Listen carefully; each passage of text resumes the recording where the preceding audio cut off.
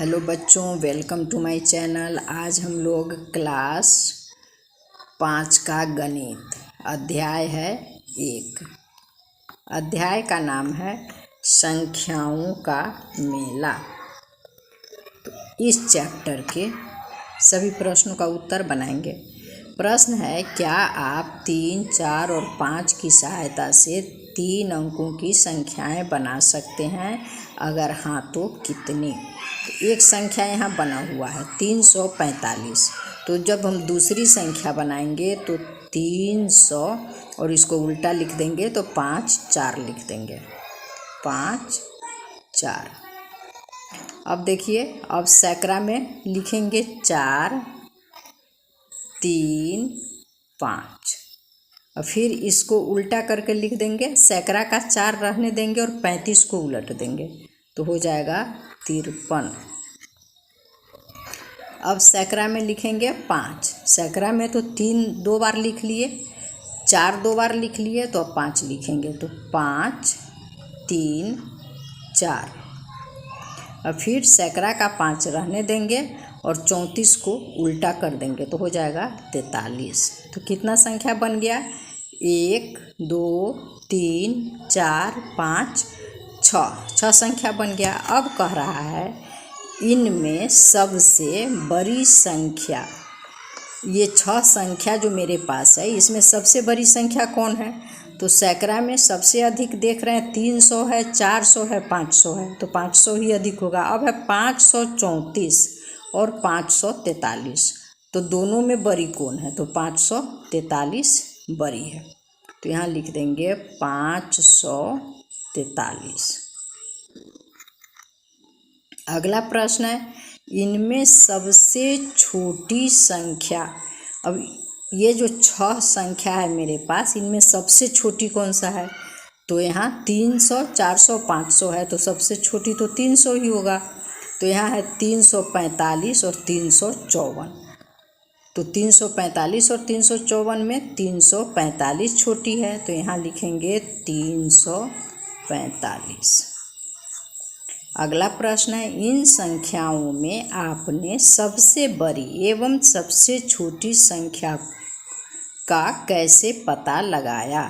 तो इसका उत्तर यहाँ दिया है, हम समान अंकों की संख्या में बड़ी छोटी संख्या पता लगाने के लिए उनके स्थानीय मान, इकाई, दहाई, सैकड़ा को देखते हैं। अध्याय 1 का अभ्यास 1। सबसे बड़ी संख्या पर ऐसा घेरा लगाना है तथा सबसे छोटी संख्या पर ऐसा घेरा लगाना है। तो 1 नंबर में देखिए 87, 97 और 88। तो देखेंगे इसमें सबसे बड़ी कौन सा है? तो सबसे बड़ी 97 है, तो इसको इस तरह से घेर देंगे। अब देखिए 87 और 88 में छोटी कौन है? तो 87 है, तो 87 को इस तरह से घेर दीजिए। 2 नंबर 101, 110 और 11। तो इसमें सबसे बड़ी 110 है, तो फिर 110 को इस तरह से घेर देंगे। अब छोटी 101 और 11 में सबसे छोटी 11 है, तो 11 को इस तरह से घेरेंगे। अब देखिए 3 नंबर 465 है, 456 है और 645 है। तो सबसे बड़ी 645 है, तो इसको ऐसे घेर देंगे। अब है 465 और 456 है, तो 456 छोटी है, तो इसको इस तरह से घेरेंगे। 4 नंबर 709, 790 और 907। तो सबसे बड़ी 907 है, तो इसको ऐसे घेरेंगे। और 709, 790 तो छोटी है 709, तो इसको इस तरह से घेर देंगे। 5 नंबर 24, 44 और 42। तो सबसे अधिक 44 है, तो इसको इस तरह से घेर देंगे। और 24 और 42 में छोटी 24 है, सबसे छोटी 24 है, तो इसको आप इस तरह से घेर देंगे। प्रश्न 2 है, गिन तारे के अनुसार संख्या पूरी कीजिए।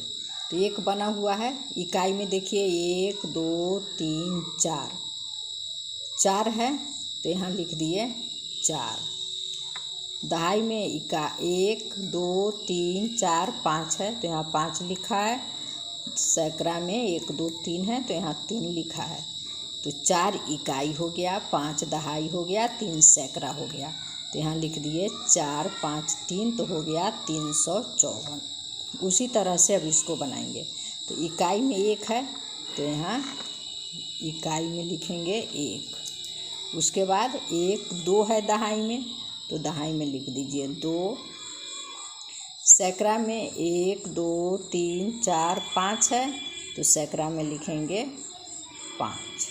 अब यहाँ पर लिख देंगे 1 2 5, तो हो गया 521। अब इसको देखिए 3 नंबर 1 2 3 4 5 6 7 8 9, तो इकाई में लिखेंगे 9। दहाई में है 1 2 3 4 5 6, तो दहाई में लिखिए 6। सैकड़ा में है 1 2 3 4 5 6 7, तो सैकड़ा में लिखेंगे 7। यहाँ लिखेंगे 9 6 और 7, तो हो गया 769। प्रश्न 3 है, 4 और 6 से 3 अंकों की सभी संख्याएं बनाइए। आप अंकों को दोहरा सकते हैं। तो यहाँ 4 और 6 2 ही अंक दिया गया है, पर कह रहा है कि 3 बनाने के लिए और अंकों को दोहराना है। तो यहाँ हम लिखेंगे 4 अंक, 4 को दोहरा दिए और 6, तो मेरा एक संख्या हो गया 446। अब इसको सैकड़ा का 4 रखेंगे और 46 को उल्टा लिख देंगे 6 4, तो हो गया 464। अब 4 लिखेंगे और 6 को दोहरा देंगे, 2 बार 6 लिख देंगे, तो हो जाएगा 466। अब चलिए यहाँ 6 लिखिए, 6 को 2 बार लिख देंगे, दोहरा देंगे 6 6 4। अब फिर इस 6 सैकड़ा का रहने देंगे और 64 को उल्टा लिख देंगे, तो हो जाएगा 46, 646। अब क्या करेंगे, 6 को रहने देंगे और 4 को दोहरा देंगे, तो 4 4 हो जाएगा। अब मेरे पास कितना संख्या बन गया, 1 2 3 4 5 6 संख्या बन गया। अब इसमें कह रहा है कि सबसे बड़ी संख्या, तो 400 और 600 है, तो 400 और 600 में तो 600 ही बड़ी होगी, लेकिन 600 के बाद यहाँ 64 है, 46 है, 44 है, तो 64 अधिक होगा, तो 664 सबसे बड़ी संख्या 664। अब यहाँ देखिए, इन संख्याओं को घटते क्रम अर्थात अवरोही क्रम में लिखना है। तो घटते क्रम में लिखने के लिए सबसे पहले जो सबसे बड़ा होता है उसको लिखते हैं। तो 664 पहले लिखेंगे, 664। अब 664 के बाद यहाँ 646 और 644, तो पहले लिखेंगे 646, 646। उसके बाद हो जाएगा 644, 644। अब 600 का हो गया, 400 है यहाँ, 446, 464 और 466। तो इस तीनों में सबसे बड़ा हो गया 466, तो पहले यहाँ लिख लेंगे 466। अब है 446 और 464 में, पहले 464 हो जाएगा और लास्ट में 446। प्रश्न 4 है 7, 9 और 0 से बनने वाली 3 अंकों की सभी संख्याएं लिखिए। तो 3 अंकों की संख्याएं बनाना है, तो इसमें लिखेंगे 790, एक संख्या हो गया। अब दूसरे संख्या में सैकड़ा का 7 रहने देंगे और 90 को उल्टा लिख देंगे, तो 0 9 709। अब लिखेंगे 970 और फिर सैकड़ा का 9 रहने देंगे और 70 को उल्टा लिख देंगे, तो 07, तो हो गया 907। अब नीचे है क्या 097 3 अंकों की संख्या है, क्यों? तो 097 3 अंकों की संख्या नहीं है, इसमें मात्र 2 ही अंक है, 9 और 7। 0 बाएं तरफ है, तो यह सैकड़ा में ये नहीं आएगा, तो 97 2 अंक मात्र है। अब यहाँ देखिए, यहाँ 097 3 अंकों की संख्या नहीं है, क्यों? यहाँ पूछ रहा है क्यों, तो आंसर है क्योंकि किसी भी संख्या में बाईं ओर सबसे बड़े स्थान पर शून्य लगाने पर उसके मान में कोई अंतर नहीं आता, इसे 97 ही पढ़ा जाएगा। मैं 2 अंकों की संख्या हूँ जिसके इकाई और दहाई के अंक समान हैं। इकाई और दहाई के दोनों अंक समान हैं, तो बताइए। प्रश्न 1 में है मैं कौन कौन सी संख्या हो सकती हूँ, तो 1 नंबर में हो जाएगा इकाई दहाई दोनों समान है, तो इकाई में 1 दहाई में 1, तो 11। इकाई में 2 दहाई में 2, तो 22 हो गया। इकाई में 3 दहाई में 3, 33। इकाई में 4 दहाई में 4, 44। इकाई में 5 दहाई में 5, तो 55। इकाई में 6 दहाई में 6, 66। इकाई में 7 दहाई में 7, 77। इकाई में 8 दहाई में 8, 88। इकाई में 9 दहाई में 9, 99। तो मैं कौन कौन सी संख्या हो गई, तो 11, 22, 33, 44, 55, 66, 77, 88 और 99। प्रश्न 5 का 2 मेरे इकाई तथा दहाई के अंकों का योगफल 8 है, मैं कौन सी संख्या हूँ? तो इकाई और दहाई के अंकों का योगफल 8 होना चाहिए, तो यहाँ लिखेंगे 7, इकाई में 7 और दहाई में 1, तो हो गया 1 और 7 8। अब इधर बढ़ते क्रम में लिखेंगे 2, 3, 4, 5, 6, 7, 8 तक लिख लेंगे और इधर घटते क्रम में लिख लेंगे 6, 5, 4, 3, 2, 1, 0। अब देखिए 1 और 7 8, 2 6 8, 3 5 8, 4 4 8, 5 3 8, 6 2 8, 7 1 8, 8 0 8। तो मैं कौन कौन सी संख्या हूँ? मेरे इकाई तथा दहाई के अंकों का योगफल 8 है, तो मैं कौन कौन सी संख्या हूँ? 17, 26, 25, 44, 53, 62, 71, 80।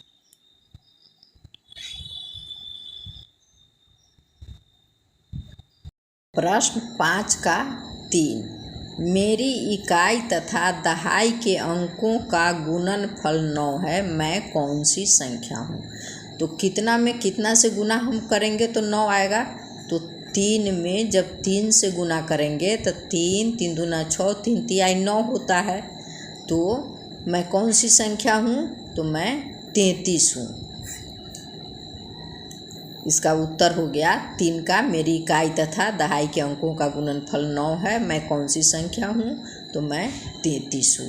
जब मेरे इकाई और दहाई को में गुना करेंगे तो 3 तिहाई 9 हो रहा है। अब चलिए देखते हैं, प्रश्न 6 है। मैं 40 से बड़ी और 60 से छोटी संख्या हूँ। मेरे इकाई का अंक दहाई के अंक से दुगुना है। अब यहाँ देखिए, इकाई, यहाँ इकाई और यहाँ दहाई, तो ये इकाई का अंक जो है दहाई के अंक का दुगुना है और होना चाहिए 40 से 60 के बीच में। तो इसे हम लिखेंगे 4 और 4 दूना 8। तो यहाँ इकाई दहाई का दूना हो गया और 40 और 60 के बीच में हो गया, तो यह संख्या 48 है। प्रश्न 7 है। ऐसी संख्या लिखिए जिसके हजार का अंक 8, दहाई का अंक 4 और इकाई का अंक 2 हो। तो इसके लिए लिखेंगे इकाई, दहाई, सैकड़ा, हजार। इस तरह से आप पहले चिन्ह लगा लीजिए। अब इकाई का अंक 2 है तो इकाई के अंक को 2 बना दिए। दहाई का अंक 4 है तो दहाई के अंक को 4 बना दीजिए। और कह रहा है हजार का अंक 8 है तो इकाई, दहाई, सैकड़ा, हजार, हजार के अंक को हम 8 बना देंगे।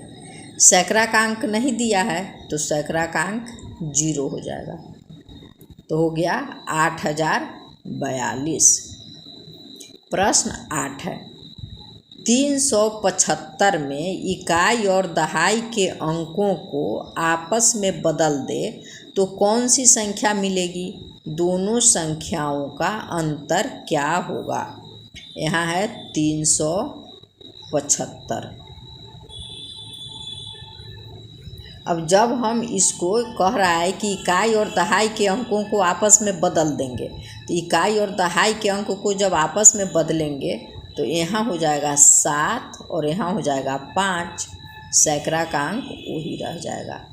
अब कह रहा है दोनों संख्याओं का अंतर क्या होगा?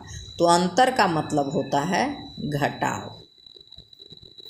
यहाँ लिखेंगे अंतर